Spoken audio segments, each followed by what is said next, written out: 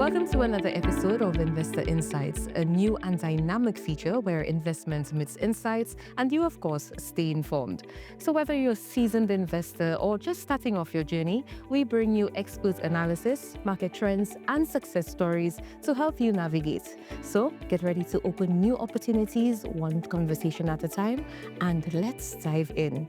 In today's episode, we're exploring the transformative power of tourism and evaluating St. Lucia's plans for building resilience. And with me, I am joined with two gurus in the tourism industry, and might I just add, experts in the field, St. Lucia's Minister of Tourism, the Honorable Dr. Ernest Hilaire, who's responsible for tourism, investment, creative industries, and information. That is a very and culture. My goodness, Mr. Hilaire. And also, we have the Chief Executive Officer of the Saint Lucia Tourism Authority, Mr. Louis Lewis, who's joining us here today. Welcome, gentlemen. I am so excited to have you, and especially at a time like this where tourism has become even more prominent, especially in St. Lucia and the world. And looking at St. Lucia last year, recording a great, such great feedback as relates to tourism in 2024. And this is the opportune time for us to discuss it. Mr. Hilaire, I'll come to you first.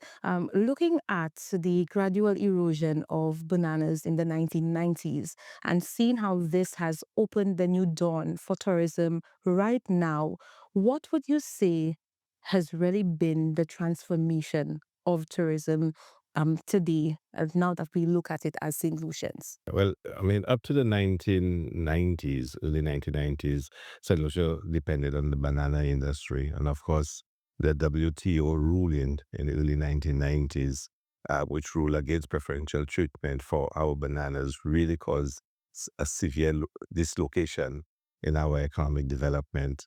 A decision was taken by 1997 to head in a new direction where government would move towards services, but financial services and tourism. Now, we already had tourism, albeit more all-inclusive tourism.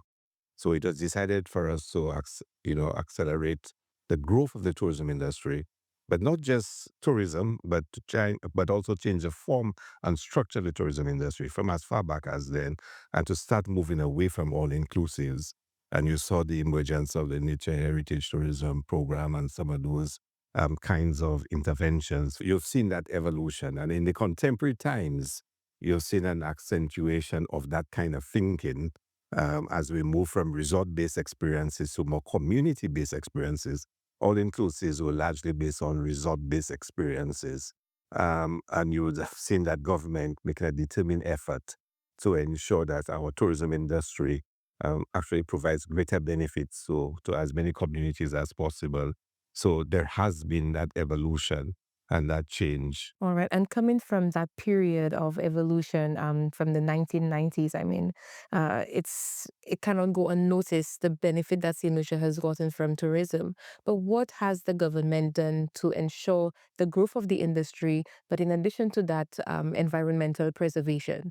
Yeah, I mean, it is a fundamental principle because, and if you think about it, a logical one too, because you're talking about offering experiences to people. You're talking about moving persons, well, having persons who enjoy the extraordinary beauty of St. Lucia. And of course, all that goes with that. So we have to treat the environment and we have to deal with sustainability in a holistic way. Government has sought to do so primarily through the legislative framework of the TDA, Tourism Development Act, that actually provides for a focus on building an inclusive, resilient, and sustainable tourism industry.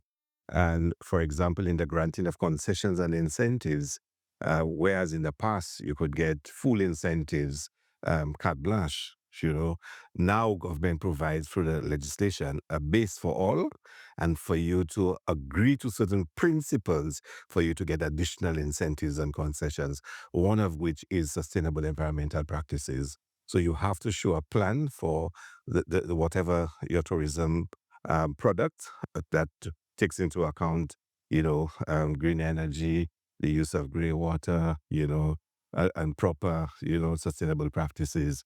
And then you qualify for more.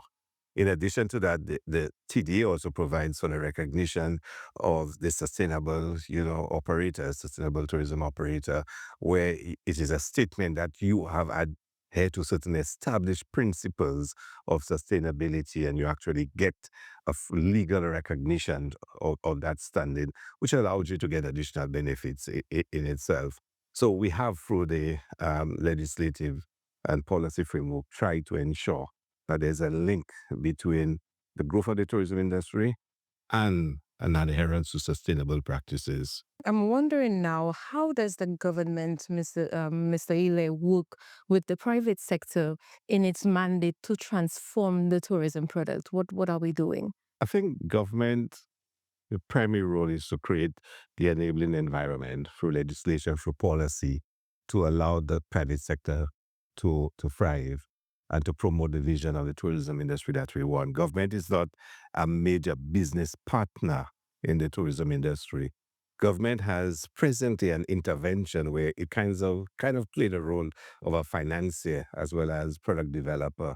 So for the community tourism agency, once we had moved beyond tourism being sun, sea, and sun, we had to bring in the community experiences and offering the authentic experiences through the communities. We had to ensure that that product was available. Because it's one thing to speak about culture, one thing to speak about community experiences, and you don't have it. So you had to do so. And if we speak about moving from a resort-based experience or community-based experience, you must have the experience. So the Community Tourism Agency was that government intervention, getting involved in the space, the business space, to make sure it happens. So through the CTA, the Community Tourism Agency, government offers grants and loans to persons wanting to get involved in the community tourism program. So government, in terms of its vision and its alignment, says, look, whatever we do, we want to put St. Lucians at the center of it and give greater support for St. Lucians to drive the economic development of the country. So in some ways, it's an attempt to say, look, we can take more responsibility for driving our economic development. The people are at the center of development always. And in the case of the tourism industry, we want to see more solutions, having accommodation options, building villas, small hotels, Airbnbs. We want to see more solutions with experiences in the various communities. We want more indigenous experiences to emerge. So we want to see that. That's the way in which government is directly involved and is stimulating private sector involvement. So there's legislation to support grants for concessions and incentives and financing for the CTA. Through the TDA, again, government also provides the incentives and the concessions for the private sector to be able to invest in the tourism agency. And thirdly, government has taken a decision. So, for example, the GPH, Global Ports Holding, where we actually give them a concession to operate cruise services in St. Lucia. They don't own the port, they don't run the port, they just manage cruise services in St. Lucia. And in addition to that, they too are getting involved in financing infrastructural upgrades to the wharf. They'll be building a boardwalk at the waterfront, a fisherman's village, in Soufrière waterfront, redeveloping it, spending over 40 million US dollars to do so as a private sector agency working together with government. So there are multiple number of ways. Government having a direct intervention through the CTA, government providing the framework through the TDA in terms of concessions and incentives, and government through direct partnership with the private sector, and in this instance, GPH, to ensure that we can develop the tourism products together with the private sector. The question now would be, how has that transformation been for us? And how has St. Lucia, Mr. Lewis, really put themselves and set themselves apart to deal with global challenges and pandemics that may come in the future? Well, we have seen the creativity come out in a number of ways. I think one of the more prominent ones is how St. Lucians are now participating in the accommodation sector. And the shared accommodation is part of a growing trend. So you have the online shopping, which is like, for instance, you have Amazon as the biggest retail outlet, and they don't own any stock. They don't create anything; they just supply.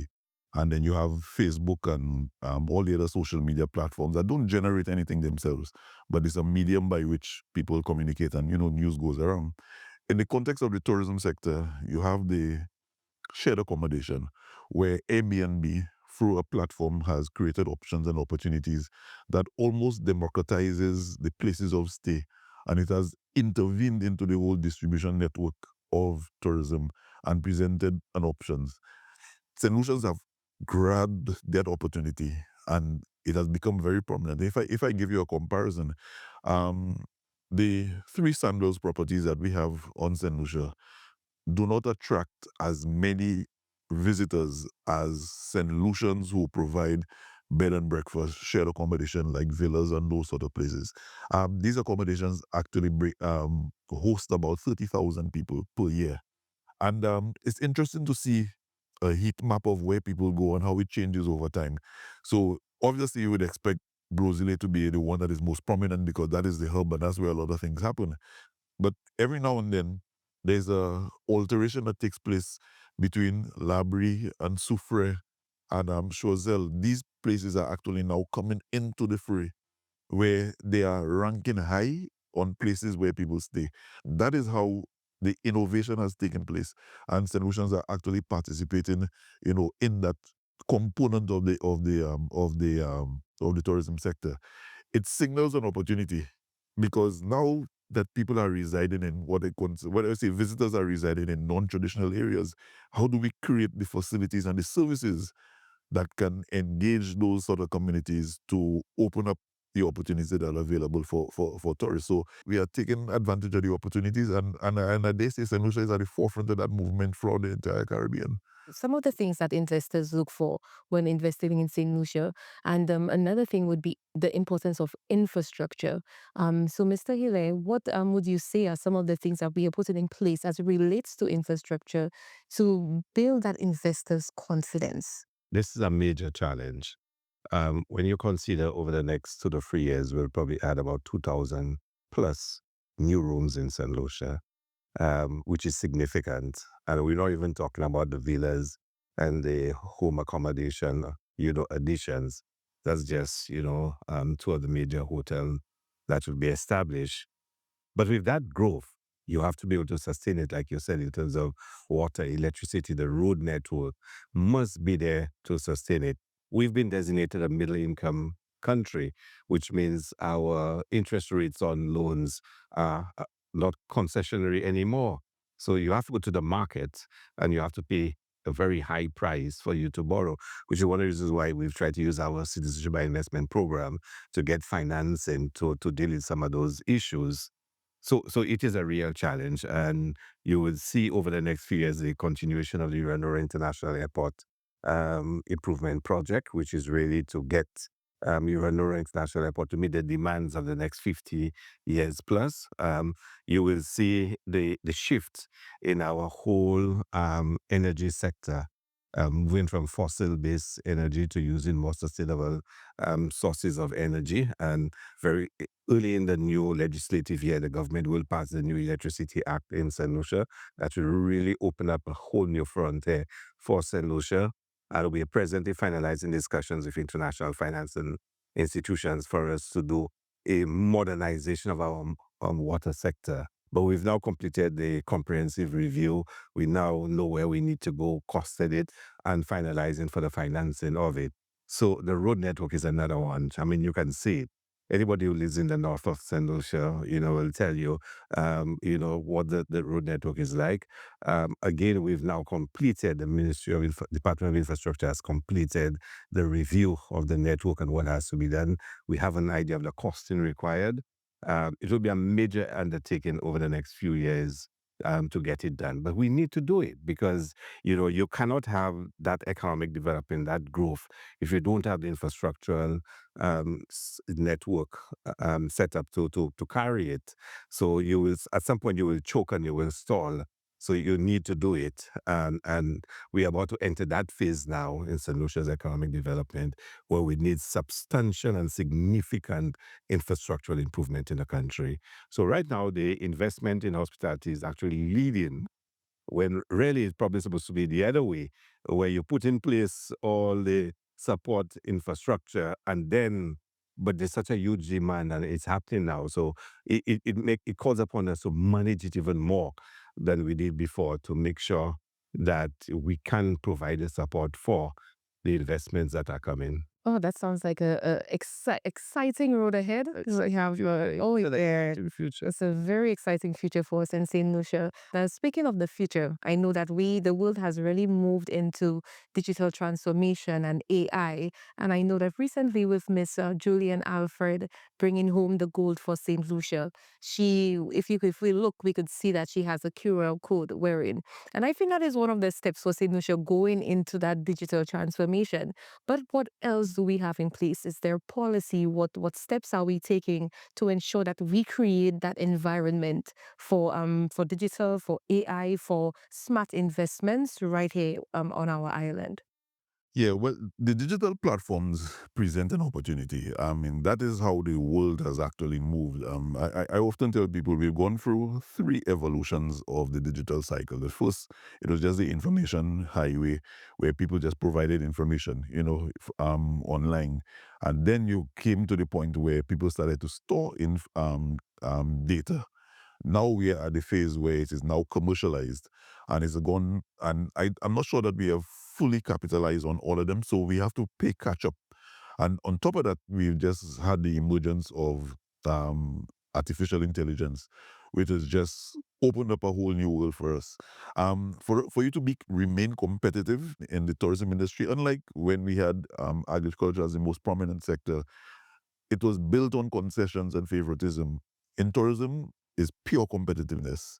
You have to be at the cutting edge. You have to find where the fish are fishing. Where people are looking, and to move them from looking to booking. So is getting to those segments that define your typical visitor, looking for the alignment between the person who has made the decision to take a vacation and shining the torchlight on what is available in St. Lucia that they can align themselves with. But even that is not sufficient because somebody wants to travel to rest or relax, but they're not aware that they may also be interested in a cultural experience, in a culinary experience, and sometimes you have to unfold those things and present it up front, and you're competing with the company, the countries that's next door. You're competing against the perception that everybody in the Caribbean is the same. You're competing about with other places that are much more advanced and have larger reputations and more prominent in the world. So somebody sitting on in the UK, they have options. They can go to the Pacific or they can come to the Caribbean. And you have to be able to divert attention from other places and onto yourself. And it's no secret, we don't have big budgets. So it forces us to be smart, nimble, and very, very focused. And that is what we are doing. Now, I must close with this question. What would you say to an investor who's listening to this conversation? Why should they invest in St. Lucia? Well, I think there are multiple reasons why you should come to St. Lucia. Of course, we say to investors, when you do come to St. Lucia, we want you to come, we'll support you and make sure that you make a profit baseline. So government will provide the incentives, the concessions. Through Invest St. Lucia, you get a one-stop shop. You come in, you have an interest, you've done some of your preliminary research, you meet with the agency, they will hold your hand and work through the system with you. And sometimes as an investor, when you come in and you go to different jurisdictions, different processes, different cultures, the investor should know the St. Lucia culture. They know the St. Lucia processes, so they can work the system with you and make sure that they can accelerate your investment, because in investment, time is money. So you come to St. Lucia, you get an agency that will work with you. You also get a people. I think, you want to invest in a country where, and especially if you're in the hospitality sector, you have the human resources that can really support your investment. You will get that in St. Lucia. You will get a respect for law and order. And when you come to St. Lucia, our laws prevail. So you have that safety that your investment is protected by law, and there's a respect for law and order in the country. Um, we will never boast that we are the most clinical set of persons, and we are rigid and we are mechanical in what we do. We are people that full of vitality, full of life, full of energy, and investing in St. Lucia is more than just investing.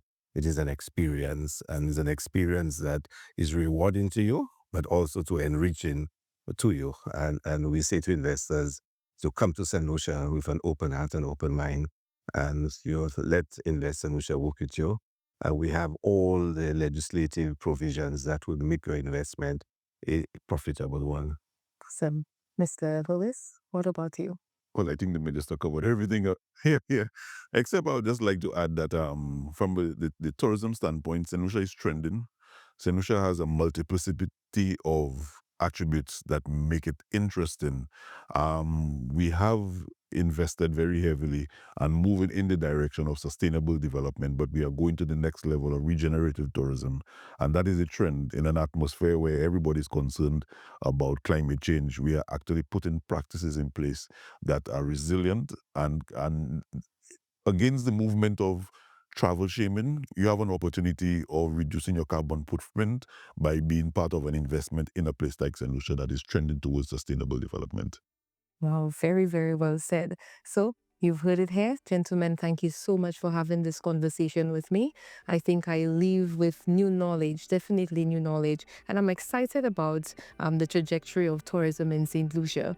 So, you've heard it right here that when you invest in St. Lucia, you don't just invest, but you invest in an experience. And you've learned about the transformation of the industry and also our plans to build resilience on the island. But thank you for joining us, and we hope that you'll join us again in the next conversation right here on Investor Insights. Thank you.